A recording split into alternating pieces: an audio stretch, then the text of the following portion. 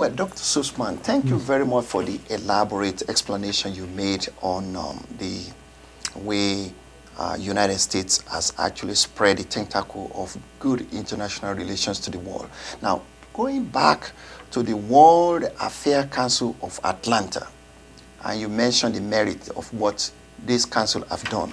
Now, what significant impact has the World Affairs for Atlanta made in cultivating and building young leaders, professionals, and also turning brain drain into brain gain? Well, as I mentioned to you earlier, we do have a Young Leaders Division. Yes. These are people who mostly are graduates already, out in the job market, professionals. They are people that have a wide range of backgrounds, some of them international, some of them are Americans with international experience, but the common denominator is that they want to improve their professional capability. And they are looking at ways to enhance their professional advancement. Okay. And we're helping them in that, and I think it's important. But I think that there are some other things that we can point out about the Council. Okay. If you look at our board, our chairman, Dennis Lockhart, is president of the Federal Reserve Bank of Atlanta. Okay. We have the president of Georgia State University, Dr. Mark Becker. Okay. But we also have people like Clyde Tuggle from Coca-Cola Company. Right. And David Abney from the UPS Company. Right. We're bringing together, and Dr. Helene Gale from CARE. Okay. And I mention them by name because they're well-known institutions that they represent. Sure. And we are bringing together the corporate community, government, and non-governmental organizations, as well as academic institutions. And what we're trying to do is sort of break down the barriers, the silos in which they traditionally operate. Everybody seemed to operate in their own little world, and now we're trying to make sure that there is dialogue between them and an understanding how each of these different parts of society can actually contribute to the greater good. That's a very important role that I think we're starting to play. Okay. Well, that's actually make me to flash my mind back to what's the event of what happened yesterday. Yesterday we were at the commemoration of the papers of the great mayor of Atlanta, Mayor Maynard Jackson, at the Clark Atlanta University. And international relations is one of the focal points of what he promoted.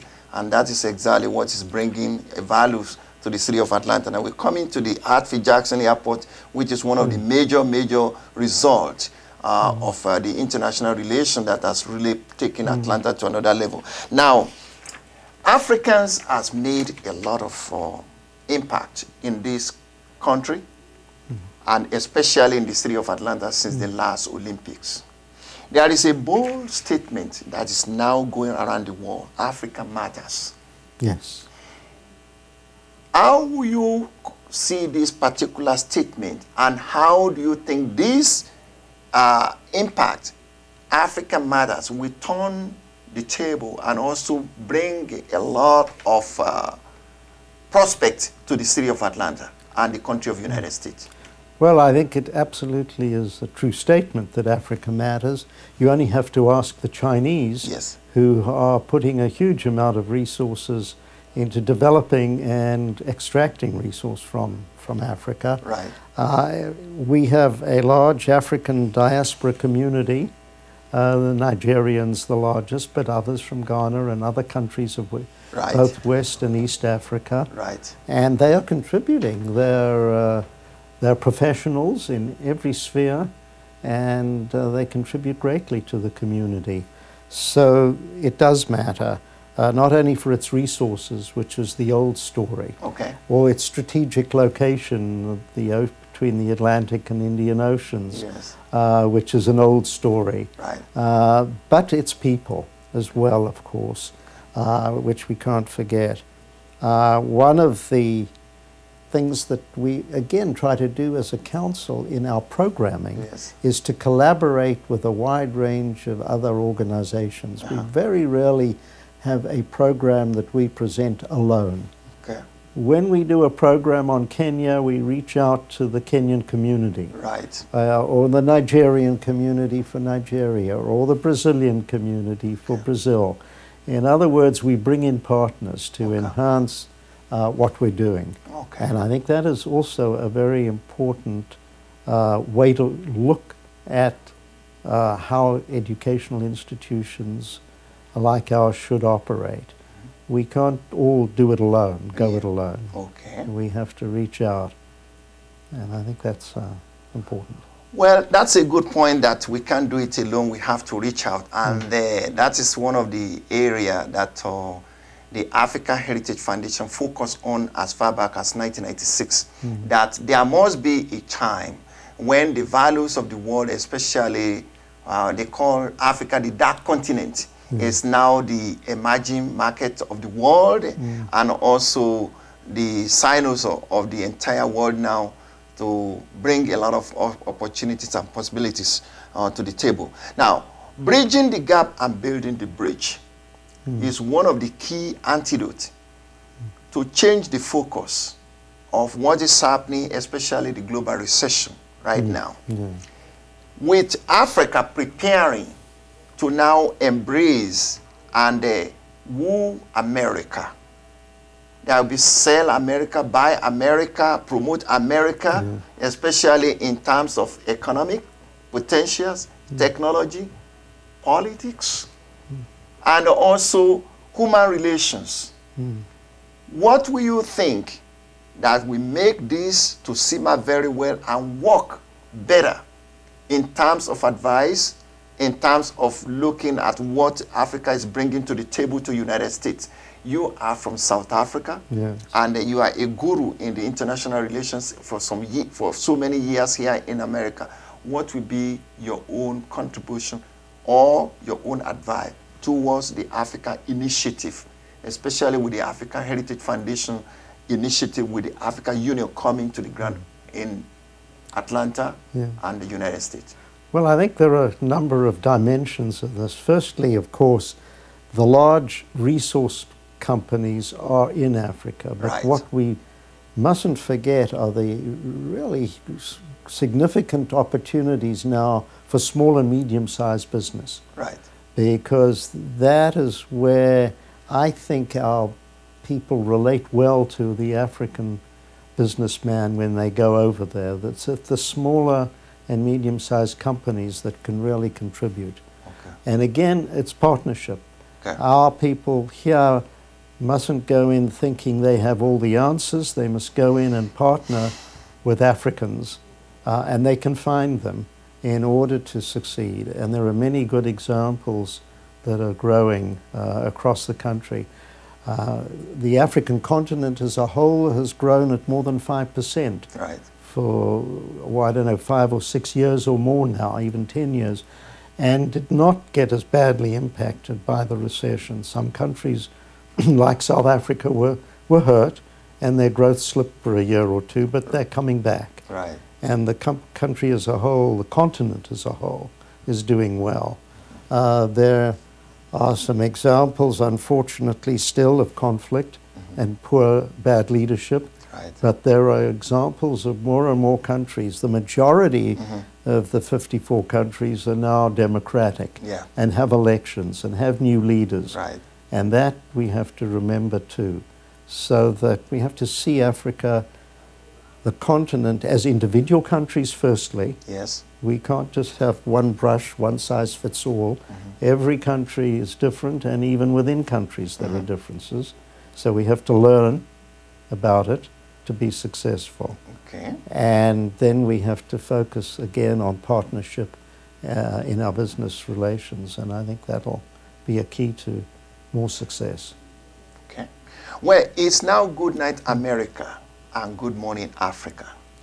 That is exactly part of what we just mentioned on what international relations and cooperation, understanding brought to the city of Atlanta.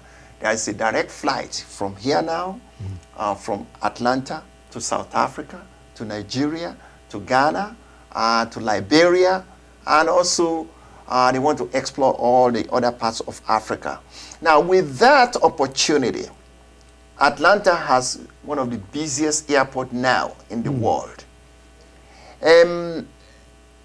It's growing, and it's growing every day. And the international relations has a kind of spectacle to maintain and sustain this growth. With the situation of the growth, especially the city of Atlanta and also the airport now, how do you think, or what are the method of operandi that the city and the management of the state could do in order to bring more values and also sustain the growth and development that is on now? Well, I think the air routes are really important. Delta has made a great effort and an initiative to open up flights to Africa.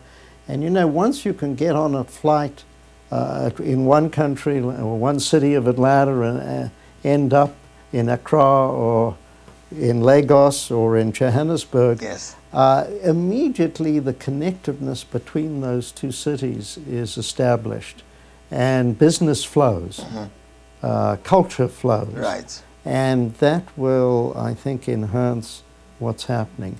We need to bring tourism. Tourism brings business. right. It brings businessmen. Very often business starts with Sure. a vacation and ends on a regular schedule of rewarding exchange. Right. So I think that we need to play up also the tourist opportunities of the unexplored beaches and interior and parts of Africa too, because that almost comes first, and business follows. And of course, jobs are created greatly in the tourism industry on both ends, Right. Particularly in Africa too. So I think there's a huge opportunity to keep this going. Okay. Well, that's a good answer to the question I've just asked. Looking at how they develop potentials and use that potential to enhance tourism. We have the biggest aquarium now in Atlanta, and that is already something that is commanding a lot of interest for people to visit Atlanta.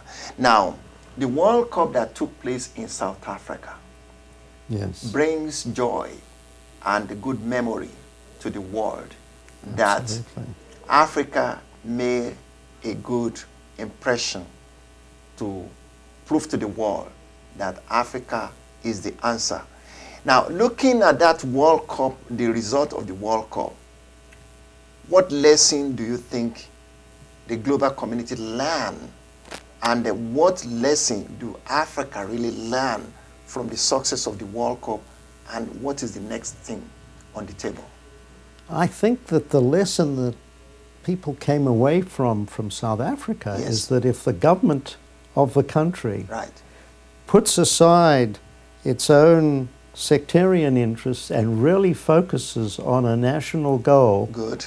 they have the capability, the intelligence, the resources to make it happen. Yes. And South Africa can do it, but so can other countries. Yes. But it is a question of good governance Yes. and of security and of a good justice system. The governments have to improve their standards of performance. Right. The level of corruption is still too high. Yes. There are too many people that are still Right. more interested in their own Right. well-being than the well-being of their country, and that has to change. It is changing, and it can change, and that's one of the lessons, is that it's possible, but it needs determination and focus. Okay. And I hope that other countries in the not only in southern Africa, but throughout the continent will see that lesson and run with it.